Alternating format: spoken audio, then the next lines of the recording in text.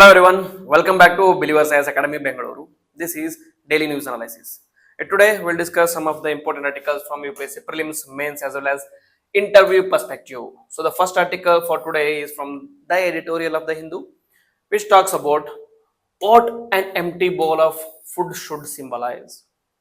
Okay, so it talks about food wastage and the context is International Day of Awareness of Food Loss and Waste, that is IDA-FLW. International Day of Awareness of Food Loss and Waste is celebrated on September 29. So we are discussing about food loss. Global issue, nearly one third of all the food produced worldwide is lost or wasted. See the irony here. One third of the food is one sorry one third of the food is lost or wasted, and nearly 200 million people go hungry. Okay, go hungry to bed, or many people even die because of hunger. So that is the dichotomy of the world we are living in. So India's challenge is, as a major food producer, India also suffers high post-harvest losses across crops, leading to economic, nutritional as well as climate impacts. So India is not new to this issue. India also, as Ashok Dalwai committee, as Shantakumar committee has always explained, Ashok Dalwai and Shantakumar committee have always highlighted this waste of food crops in India, that is post-harvest losses, which is many fold compared to the production. The scale of problem in India, okay, the post-harvest losses cost nearly 1.5 trillion rupees annually. 1.5 trillion rupees. That is approximately 3.7% of the agricultural GDP itself. 3.7% of agricultural GDP is wasted, is lost because of post-harvest losses. High loss categories, that is fruits and vegetables, which amount for 10 to 15% of the losses, because fruits and vegetables are very short lived.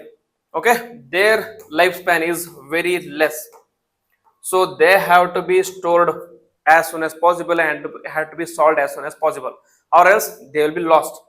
Then samples such as staples, paddy 4.8% and wheat 4.2%.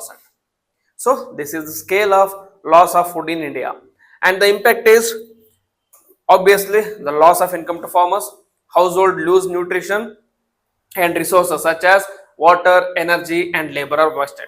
Okay, so the water, energy, and the labor used to harvest or used to grow these crops is also wasted.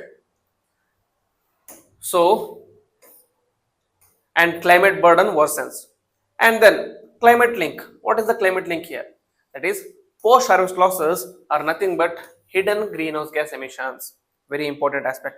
Normally, we only think of loss of labor, loss of energy, loss of food, loss of nutrition to people, loss of income to farmers. But there is another hidden issue here. That is the loss of or the high GHG emissions, which are hidden because of post harvest emissions. That is FAO NIFTEM GCF study.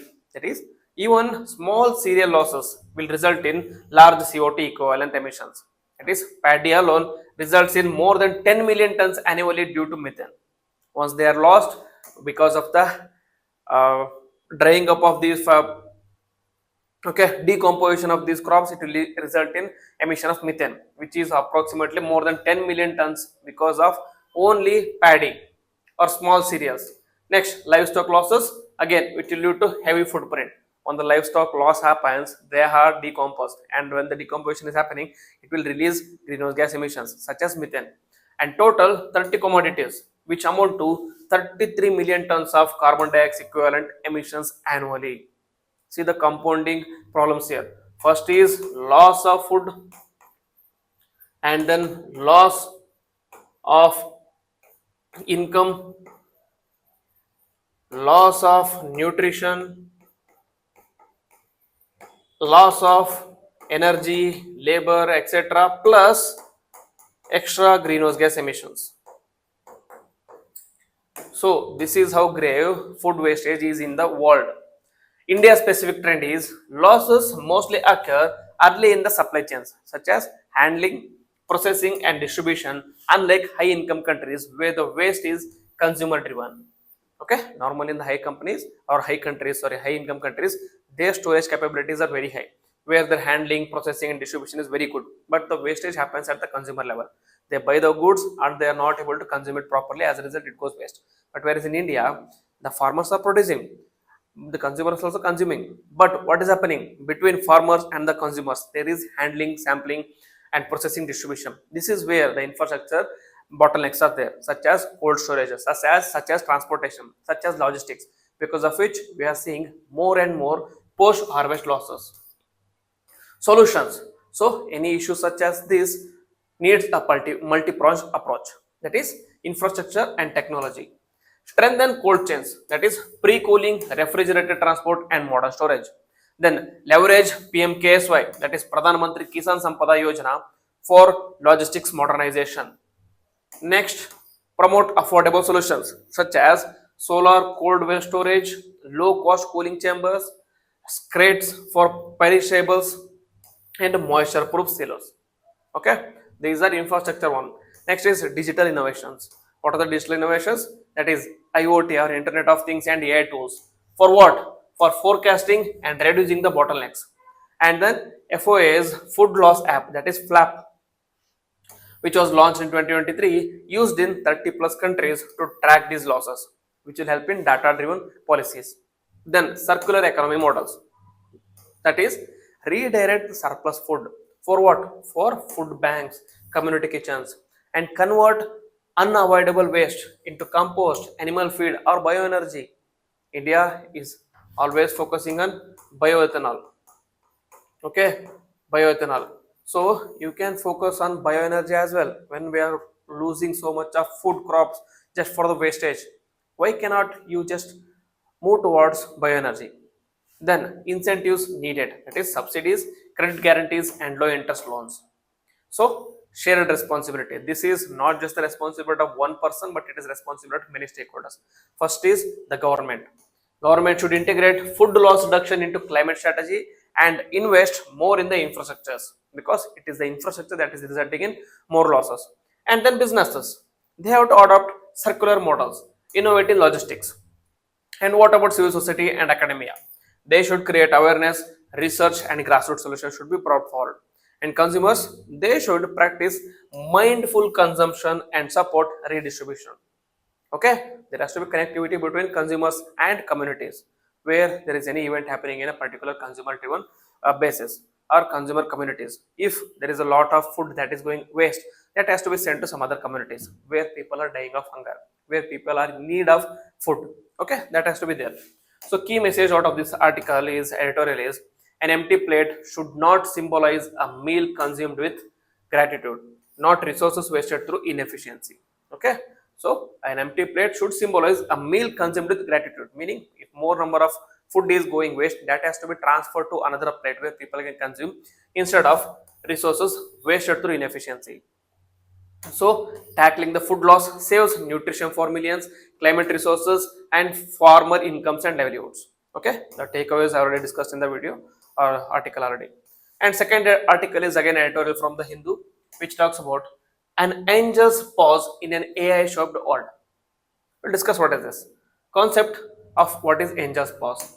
Angel's pause is a concept from 19th century Britain. That is, industrial output surged, but ordinary living standards stagnated for decades. Okay, if you draw a map or if you draw a graph, if you draw two graphs here, one is industrial growth and other is life standards. So the industrial growth went like this, surged like this, exponentially growth in the 19th century England. 19th century England. But what about the life standards? Initially, it saw growth, but after a period of time, it stagnated. Though there were increasing consumption, though there were increasing production, though there was increasing salaries, etc., etc., the lifestyle stagnated. That is what the author is saying is happening with respect to AI. Now change this to AI. Currently, the AI growth is on an unprecedented level. Just few years ago, creating images or videos would take hours of CGI work. Now, just a simple prompt from ChatGPT to VO3, it will create a beautiful video, beautiful image. But what is happening? Is it impacting livelihoods? No, not yet. The livelihoods or the life standard is still remaining the same. So that is what the author is saying. There is an angel's pause that is being visible in current AI world. Okay, the term was coined by Robert Allen after Frederick Engels. What are the features? That is, wages are stagnated, food essentials, food or essentials consumed, most household budgets, and inequality widening. Okay, in the initial phases, that is, wages stagnate, the salary stagnates despite the growth of industries, and food or essentials are consumed more. Okay, out of their pocket expenditure, more is spent on the food or essentials, and inequality keeps on widening between high ends and the lower ends. Only later did reforms, institutions, and redistribution improve the welfare. Okay, later they have to go for a welfare economics. That is, they have to follow Keynesian model where the government has to involve or indulge itself. Okay, next, why relevant today? What is the relevance of today? That is Geoffrey Hinton. Who is he? He is a Nobel laureate. He is an AI pioneer. He says AI will make few people rich and rest the poorer. So this raises a question: is AI causing a modern angel's pause? The evidences are job losses. Example: Indian software giant cutting 12,000 jobs for AI pivot. 12,000 jobs because of AI pivot. And Stanford study in 2023, that is younger workers more vulnerable to AI shocks. And then MIT study that 95% of AI pilots yield no visible gains at currently no visible gains are there from AI pilots due to weak complementary capabilities. So what is the sign of modern angels pause? First is obviously the productivity. Productivity is there but without any wage growth. That is call centers in the Philippines. Productivity is up to 30 to 50% via AI co-pilots. Firms of profit but workers' wages are stagnant. So workload is even higher than previously. Who is profiting here? The profit is going to profit is going to like firms, okay, or the owners, but the workers are getting very less income. Then inflation worsens the cost of living pressures as well, and then rising cost of complements. To stay relevant, workers must pay for coding boot camps, certifications, and reskilling. So these reskillings, if it is done from the company side, it is well and fine. But normally, what happens here is, if you want to get a good opportunities elsewhere, you have to pay yourself for these reskilling. So the out-of-pocket expenditure for boot camps, this coding and skilling is also taking a toll here. Then, like the 19th century households, where wages gain were offset by high food cost. Next, inequality depends. That is, according to PwC, AI could add $15.7 trillion to global GDP by 2030. $15.7 trillion. This is almost as similar as China's GDP. It is almost 5 times such a GDP of India. Okay, so just by 2030, $15.7 trillion is going to be added by AI. Gains are only concentrated in few countries such as USA, China, and firms controlling the foundation models such as Google, ChatGPT, Elon Musk, X.com, or any other models. Then IMF 2024 says that 40% of the jobs are exposed to AI. Advanced economies see high skilled substitution leaving others behind. So many countries are still moving towards from industry to service led growth. Now we are moving always from service led to already AI driven growth. So there is a gap in developing countries and the developed countries. The developing countries are still moving towards manufacturing and skilling them to service level. But developed countries have already skilled them from manufacturing and service level. Now they are skilling them already for higher deep technology such as AI, such as semiconductors, such as chips, etc. etc. So obviously there will be skill mismatch between the developed and developing countries. So the inequality keeps on worsening here. Then jobs and task transformation. Healthcare, that is AI assist doctors, even AI run hospitals are there in China. Education, airports, finance, governance, that is AI is reshaping the roles and displacing the jobs. So even AI ministers such as Albania's DLA are there. So they are taking not only the jobs of like bankers, not only the jobs of IT people, they are taking the jobs of simple care workers as well. Next, policy lessons from the history. So, what did the government do that time? So, in the US, Gilded Age inequality rose with productivity, so it led to unrest. When the inequality is there, it will lead to unrest among the communities, obviously. And then only after unions, welfare systems, public schooling did benefits reach majority. So they had to go for unions, welfare systems, and public schooling, which led to benefits reaching to all the workers. Then, so lesson here is without governance, the unjust pause may persist and there is a need for government intervention. So, currently, what can be done? First is skilling and transitions. That is Singapore's skills future. That is lifelong learning credits and MBZUI. That is Abu Dhabi. That is AI focused university to build human capital. So you need skilling and transitions. That is you have to skill yourself because AI taking over the world is a reality. People have to understand this. It is a reality. AI is gonna take all the jobs. So you have to skill yourself. You have to upgrade yourself. You have to upskill yourself too, so that you are AI competent. Then redistribution of AI rights.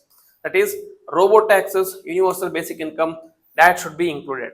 That is universal basic income pilots are already added in UK and European Union. That can be followed in other countries as well. And philanthropy, such as Chan Zuckerberg Initiative. Chan Zuckerberg Initiative, which is focusing on philanthropy. And then AI as public code. So make AI or make compute plus data affordable to everyone.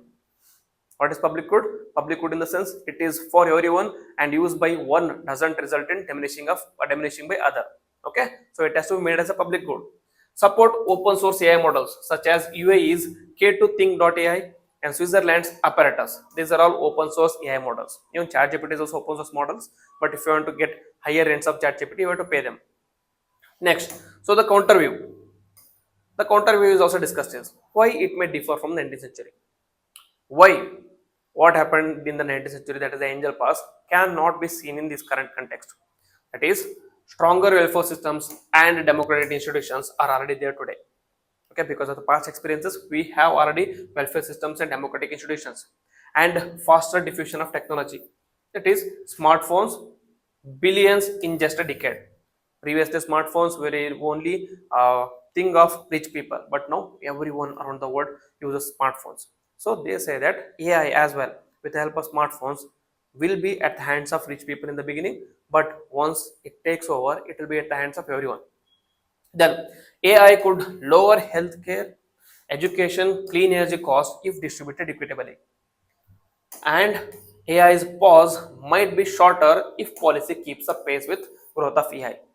So they say that what happened in the 19th century cannot be happening in current context as well because of strong institutions and technology transfusion which happens at a rapid pace, and also the policy makings, welfare systems which are also updating with respect to technology as well. So the other argues that there are chances that unjust pass can happen, but if all the checks and balances are taken, then we can bypass this unjust pause and benefit everyone equally. So the takeaway is Angel's pause is not destiny.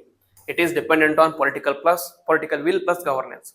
So without proactive distributions or redistribution skilling, AI may deepen inequality and it may lead to Angel's pause. But with the right reforms, AI can shift from being productivity revolution to human welfare revolution. A very beautiful article. That is why I caught this in the newspaper today. So write down important points which I told here. Okay, it can be very important in your ethics. It can be very important in your economy or any other subject as well, in essay as well. Then this is the article from the first page of or front page of Hindu, which talks about India signals realigning with global south, adopts assertive line on Gaza. So S. Jaishankar in his speech talked about these things. Renewed focus on global south. External Affairs Minister S. Jaishankar used UNGA's 80th level work or week to foreground global south issues. Over half of his 30 bilateral meetings were with leaders from developing nations. India led or participated in multilateral groupings such as BRICS, IBSA, India CELAC, India SICA, FIPIC, L69, C10, and the like-minded global south platforms. Next, discussions centered on UN platform reform, trade fairness, and Gaza crisis as well. Next, strains in India-US relations. Despite a meeting with US Secretary of State Marco Rubio, tensions deepened. That is, US actions against India included new tariffs, that is 50% on Indian pharma, and continuation of 50% of tariffs on goods, and visa and immigration cuts and affected professions with $1 lakh fee on H1B visas. So these tensions keeps are still relevant or on the rise despite the connection or despite the talks between Marco Rubio. Then President Donald Trump accused India and China of being primary funders of Ukraine war and claimed credit for ending the India-Pakistan conflict again. This person is out of mind, okay? So he is only focusing on himself rather than focusing on the geopolitics. So obviously it is going to hurt USA more than India because after 3 years he'll be gone. So after 3 years he'll be gone and the relations with other countries will be strained. So it will take a lot of the things for USA to regain that confidence, regain that trust, regain that composure between different countries again. US Commerce Secretary Howard Lutnick pledged to fix India on trade issues. Fix India on trade issues. Understand the words they are being used here. And then Quad ambiguity and regional dynamics. No Quad foreign ministers meeting was held, creating uncertainty over India's planned Quad summit in the coming years. Jaishankar met counterparts from Australia and Japan but avoided broad Quad engagements. Meanwhile, US outreach to South Asia, talks with Pakistan's PM Shahbaz Sharif, Army Chief Asim Munir, and regional convoys engaged in Bangladesh, Sri Lanka, Bhutan, it New Delhi. Okay, US is just doing everything that can stifle India. Okay, obviously. In contrast, India kept regional engagement limited to Sri Lanka and Maldives and didn't engage with Sri Lanka, Bhutan, sorry, didn't engage with Bhutan, Bangladesh, Pakistan. Obviously, it is not going to engage with Pakistan. Then, shift in India's Gaza policy. This is a major thing here. A marked change was India's assertive alignment with global South positions on Gaza, which will not be taken well by Israel, obviously. India joined BRICS and IPSA statements condemning Israeli actions, calling them responsible for unprecedented suffering, deaths, displacement, and famine in Gaza. This contrasts with earlier obstinations or ostentations and muted responses, showing closer alignment with global South solidarity on Palestine. Okay, next is going beyond the metaphor and get heart. Okay, this is another editorial which talks about heart health at Young India. Okay, changing reality of heart health in Young India. This talks about recent rise in health issues with respect to hearts in younger Indian generation. That is, India, with over half of its population under 35, should symbolize vitality. However, cardiovascular diseases, once seen as age-related, are increasing strikingly younger Indians between 20 to 40 years. You might, many people who are watching this video might have someone closer to you who is in the age of 20 to 40 who has lost his life because of heart related issues. Because previously, be it related to COVID-19 or vaccine or anything else, in the recent years, the truth is clear that more number of younger people are losing their life because of heart-related issues. This can be related to many various things. There are many hoaxes, there are many propaganda, there are many things which are relating to these heart diseases. But one thing is clear: the heart disease or heart deaths, heart disease-related deaths among the young Indians or among the young population all around the world is on the rise. That is the reality. So the data says that 50% of the heart attack patients are under 40, just between 2020 and 2023. Sedentary routines, unhealthy diets, long working hours, and stress are the key drivers. So these are some of the real issues which are resulting in heart related issues. Then lifestyle versus genetics. Traditionally, genetics was considered the main factor in heart disease. But experts say lifestyle now has a greater influence, amplifying genetic risks up to 70%. So the risk factors are hypercompetition, smoking, drinking, lack of sleep, and fast-paced lifestyle, which is all leading to or which is all aggravating already persisting genetic diseases or genetic potential. Then, role of advanced diagnostics. High risk individuals can be identified through cardiac calcium scoring, CT coronary angiogram, and then coronary physiology assessments, detailed imaging for blockages. This can be done, which was not the case in the earlier years. Now the technology has moved past an area where you can result in early detection of these diseases. So this early detection ensures timely treatment and prevention of fatal attacks. Next, recognizing the red flags. Before even the diagnosing, one has to recognize the red flags among themselves. Those are warning signs to watch for are chest pain or discomfort during exercises, sudden sweating or breathlessness, and persistent fatigue. All these things are precursor to heart-related issues. So ignoring these can be fatal, and timely medical care saves lives. Next, actionable steps for prevention. So, need of lifestyle changes, that is regular exercise, healthy diet, quitting smoking or drinking, and adequate sleep are important now. Regular health checkups and imaging based screening beyond basic lab tests as well. Personalized dietary and medical advices, either paid or unpaid through use of internet, and then public education campaigns to spread awareness. All these things are necessary now. So government efforts and challenges. Programs like NPCDCS, that is National Program for Prevention and Control of Cancer, Diabetes, CVDs, and Strokes, and Ayushman Bharat aims to strengthen prevention and treatment. Okay, rather than cure, you should focus on prevention. Awareness gap persists there. That is only 25% of Indians can correctly identify heart disease symptoms. That is the reason why more number of people are dying because of heart diseases. First is you are not able to identify the symptoms itself. Only when you identify the symptoms, early diagnosis can be taken care. Early treatment can be done. Next, misinterpretation of signs. That is, as digestive issues or muscle pain delays the treatment. Recently, there was an issue with, like, disturbed me a lot. So there was a person who I know personally who went through some sort of pain in his chest. When he went to hospitals, they said the ECGs are fine. Maybe it is related to gastric problem. Maybe it is related to digestive problem. So he persisted. Then, like, he went back home, and after that, he started feeling the chest pain again. He went again and he checked in the ECGs in a local hospitals where they said that ECG is fine, nothing to worry. But after that, the heart pain started increasing. So they asked him to go some other place where higher diagnosis is available, such as some bigger hospitals. So on the way in the ambulance, he started feeling chest pains, a gruesome chest pain, a aggravating chest pain. Initially, what he thought was a digestive or gastric problem or gas trouble was nothing but a chest related issue. As a result, on the way to hospitals, he unfortunately lost his life. That is what is happening with educated individuals in India. People around you are ignoring the conditions. People around you are ignoring these problems as well. So it is your duty to create awareness about these things. Okay, do not ignore symptoms because symptoms are like warnings to you. If you take care of yourself when the symptoms or warnings are there, then you will be able to save yourself as well as lives of your people or loved ones. Training frontline healthcare workers, expanding diagnostic access is very crucial. So the conclusion is heart disease among young Indians is no longer an exception but a national concern. So tackling this requires lifestyle correction, systematic public education, preventing screening, government community collaboration, and protecting the health of the youth today will define India's vitality, productivity, and resilience tomorrow. So all the talk about this demographic dividend can be achieved only if the demography is healthy. Demographic dividend can be achieved only if it is healthy. Because as they say, health is wealth.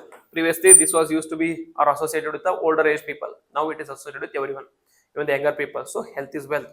So instead of focusing more on earning the money with the uh, like non-balanced lifestyle, focus more on health. Okay, keep regular exercises, do workouts, etc., etc., to keep yourself happy and keep yourself healthy. A very important article again. Next, prelims pointer. First is astrostat, a decade of discoveries. Launch date, that is September 20, 2015, it was launched, and by PSLV, that is Polar Satellite Launch Vehicle C-30 XL from Sriharikota Launch Center. Designed for 5 years, still operational even after 10 years. See, that is the significance or the brilliance of ISRO, we can say. It was designed for 5 years, but it is operational even after the 10 years. Significance, India's first dedicated multi-wavelength space astronomy observatory. And the key achievements are it enabled studies across electromagnetic spectrum, UV, visible low high energy X-rays, and discoveries range from black holes and neutron stars. Observations of Proxima Centauri, that is the nearest star to Earth, and first time detection of FUV photons from galaxies 9.3 billion light years away from us. Very important achievements, you can say. And the payloads where there are 5 major instruments such as UVIT, that is ultraviolet imaging telescope for images, and LAXPC, that is large area X-ray proportional counter, and CTZI, that is cadmium zinc telluride imagers again for imaging, and XST, that is soft X-ray telescope. All these things are very important for mapping and image transmission from this one. And the final one was SSM, that is scanning sky monitor, and it was a collaborative effort led by ISRO and the contributions of Inter University Center for Astronomy and Astrophysics, Tata Institute of Foundation Research, Indian Institute of Astrophysics, Raman Research Institution, partner institutions from Canada and UK as well. So why does it matter? It showcases India's capabilities in space-based astronomy, provides simultaneous multi-wavelength observations, rare even at global level, and strengthens India's role globally astrophysics research. Okay, very important. Next, and the final article is about Asia Cup 2025, where India defeated its arch rival Pakistan. So, match summary final was India versus Pakistan September 2025, which was held in Dubai. The Pakistan innings, they were all out for 190 with the initially a very good start with 90 score for 10 overs, but later they lost the way. They were 131 for 15 years, then ended up with 146 all out, which is true strength of grip, true grit shown by Indian bowlers. Then important players were Farhan, who scored 57 of 38, and for India, the pick of the bowler was Kuldeep Yadav, who got 4 out of 4 for 26. He has been the player throughout the tournament. And Indians innings, it was a very difficult chase, but in the end, we were able to achieve this with 147 for 5 by 19.4 overs. We left 2 balls, and the major player was Tilak Verma with a 69 for 53 out of 53, and Shivam Dubey with 33 for 22, with major heavy hitters like Abhishek Sharma, Shubman Gill, Surya Kumar Yadav failing to have an impact. The youngsters Tilak Verma, Shivam Dubey, Sanju Samson, and Rinku Singh were able to come out and give the victory. So that shows again the true brilliance or the grit of Indian youth. So player of the match was Tilak Verma, and the player of the series was Abhishek Sharma, and along with Kuldeep Yadav. So about Asia Cup titles, India has won total of 10 cups, which is the most successful team. And in the 1984, it was a one-day series. 1988, again one-day series. And 1990, it was again one-day series. And 2010, again one-day series. You can see the winner is India, and the runner-up was Sri Lanka for the first 6 tournaments. And Sri Lanka must hate India with respect to this. Then again in 2016 in T20, Bangladesh, it was held in Bangladesh. Winner was India, and 2018 in one day, winner was India again. Bangladesh was the runner-up. In 2023, India was the winner, Sri Lanka again runner-up. In 2024 T20, Pakistan, India was the runner-up. Sorry, India was the winner and Pakistan was the runner-up. And same case happened in 2025 T20 as well. So India is on the winning run from 23, 24, 25. For the 3 continuous starts, India has won the Asian Cup final. Next, who organized the Asia Cup? The cup is organized by ACC, that is the Asian Cricket Council, which is headquartered in Colombo, Sri Lanka. It is responsible for organizing the Asia Cup. The ACC was founded in 1983 with the aim of promoting developing cricket across Asia. So the significance of Asia Cup is that it is a regional council cricket supremacy, only continental championship in cricket, showcasing dominance among the Asian nations. That is India, Pakistan, Sri Lanka, Bangladesh, Afghanistan, etc. All these countries showcases the dominance of South Asia with respect to cricket. And diplomatic soft power, especially important for India-Pakistan matches, as bilateral series are rare, and platform for emerging players. Young talents like Tilak Verma, Rinku Singh, Abhishek Sharma, and others have used it to announce themselves. So this is significance of Asia Cup, and these are important articles for the day. So if you like the video, then please hit the like button, comment on it, and share with your friends. And if you're new to the channel, please subscribe to the channel and click on the bell icon so that you don't miss a notification. With this, I will end the video. Jai Hind and Jai Karnataka.